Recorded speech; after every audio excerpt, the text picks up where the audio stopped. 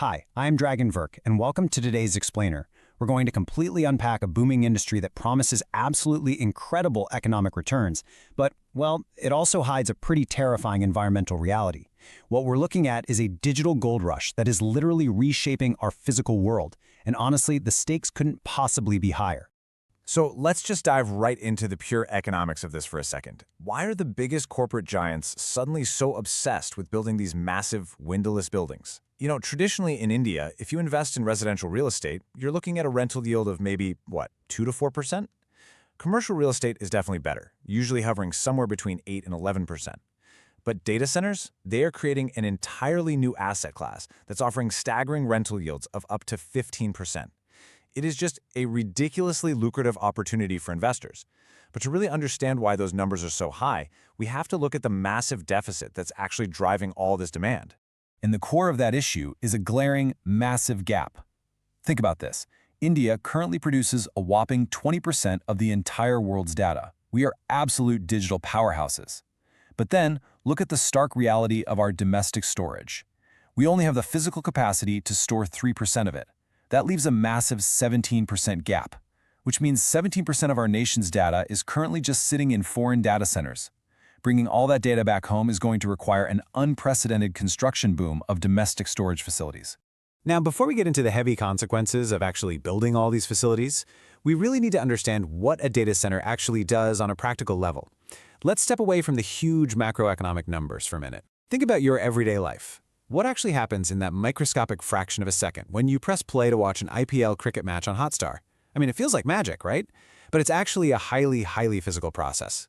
Here's how it works. Step 1. The exact moment you tap play, your phone fires a request straight to a data center. Step 2. A system called a load balancer instantly allocates a specific physical server just for you. Step 3. That server verifies your subscription, checks your internet speed, and physically locates the video file on a hard drive. Step 4. It breaks that video down in tiny data packets and blasts them across high-speed fiber optic cables. And finally, Step 5. Your phone grabs those packets, pieces them all back together, and boom, the match starts playing. Data centers aren't just invisible clouds floating in the sky. They are massive, climate-controlled computer warehouses running 24/7, doing this exact process for every single WhatsApp message, UPI payment, and Instagram scroll you make. And the sheer scale at which we are doing this is just exploding. Back in 2010, the entire digital universe generated about 2 zettabytes of data. By 2014, data generation was doubling every 2 years. By 2020, it was tripling every 3 to 4 years. And looking ahead to 2026, the world is projected to generate 221 zettabytes. That is a 100x increase in just 16 years. And it's heavily driven by things like artificial intelligence, cloud computing, massive video streaming, and crypto mining. We are quite literally running out of physical space on Earth to put all these digital files. But here is exactly where the shiny, futuristic digital revolution slams into a very dark physical reality. When we sit at home and play around with AI tools like ChatGPT, it feels completely harmless. But the environmental cost happening behind the scenes is genuinely shocking. A single 100-word response generated by an AI requires 0.14 kilowatt-hours of electricity to process inside a data center.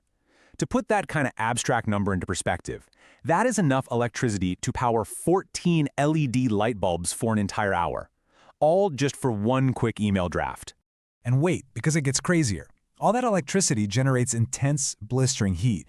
To prevent those computer servers from literally melting down while writing your AI prompt, the data center has to consume half a liter of fresh water just for cooling.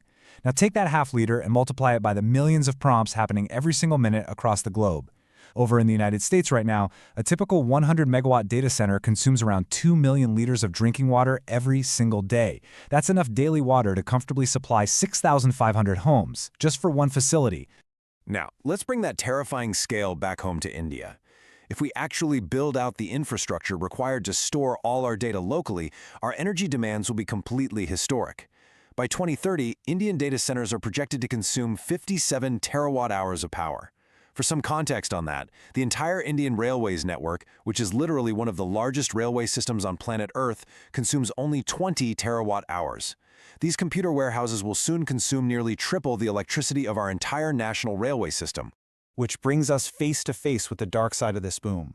Many of these upcoming massive data centers are being planned for cities like Delhi, Chennai, and Bengaluru. Cities that, as we all know, are already facing severe, worsening water crises. If you want to know what happens when you just ignore this reality, look at the case study of Georgia over in the US. They had this massive $40 billion data center investment that was widely celebrated for bringing in jobs and boosting the economy. But soon after, the region started facing severe droughts. Residents were losing sleep because of the endless droning noise pollution from giant industrial cooling towers. And eventually, the local population was literally forced to use contaminated water because the data centers had prioritized and drained the fresh supply. So seeing the severe environmental degradation in places like Georgia, you might be asking a very logical question. Should we protest? Should we actively oppose the construction of data centers in India to protect our water and our power grids? I mean, it makes sense, right? But the surprising answer is actually no. Stopping development simply isn't an option. And the reason has absolutely nothing to do with economics and literally everything to do with high-stakes national security. To really understand why, we have to rewind a bit to the 2013 Edward Snowden leaks. Snowden, who was a former U.S. intelligence contractor, famously revealed that the U.S. government was running a massive global surveillance project. They were tapping into the phones and private messages of global leaders and ordinary citizens all over the world. How did they pull that off? Well, because all that data was physically sitting on servers located inside the United States. Under laws like the Patriot Act, the host government can legally force tech companies to just hand over any data that is sitting on their physical soil. The truth is, physical location completely dictates legal vulnerability. For instance, in 2013, the US government demanded that Microsoft hand over specific user data for an investigation. But Microsoft actually refused, and they took it to court, and they won. Why? Because that specific data wasn't stored on vulnerable servers inside the US. It was housed safely in a data center in Ireland where it was heavily protected by strict European Union privacy laws. The physical geography of the server completely changes who has power over your information. And that leads us to this incredibly powerful quote.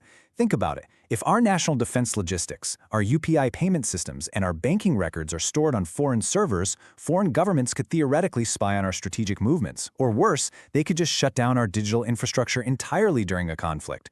If you blind a soldier for a minute, he falls. If you blind a nation's digital infrastructure for 24 hours, the entire nation falls. This is exactly why the Reserve Bank of India strictly mandates that payment data must be stored locally. We don't have a choice. We absolutely have to build these centers. So we're kind of caught in a trap here. We cannot survive without data centers, but we also might not survive the environmental cost of building them. So how do we move forward? Well, the solution lies entirely in strict, sustainable execution. The problem isn't the data centers themselves. It's the reckless placement of them in water-starved cities just because the land happens to be cheap. Governments must enforce strict water sustainability laws, restricting these facilities to regions with abundant resources. Plus, they need to mandate the use of recycled water for cooling. Look at Amazon. They have an initiative right now aiming to save 530 million gallons of fresh water by 2030 just by using recycled water. And finally, we have to massively and immediately expand our renewable energy capacities so we don't trigger a national power crisis, all while making sure we balance this crucial development with the fundamental quality of life for our citizens. Now, interestingly, this huge crisis is also a massive catalyst for future business opportunities. Every major bottleneck is a chance for innovation, right? The individuals and companies that can actually solve this challenge are going to see incredible growth. We're going to need massive investments in advanced, highly efficient server cooling technologies that don't rely on fresh drinking water. We will need entirely new infrastructure dedicated to water recycling. And because the government will basically have no choice but to aggressively push green energy to power these giant warehouses, anyone involved in renewable energy generation or renewable product franchises is going to find themselves riding an unprecedented economic wave.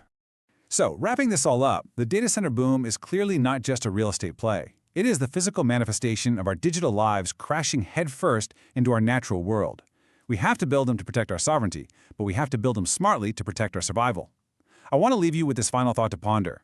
As we rush into tomorrow, are we actually prepared to balance our digital destiny with our fundamental, non-negotiable need for water?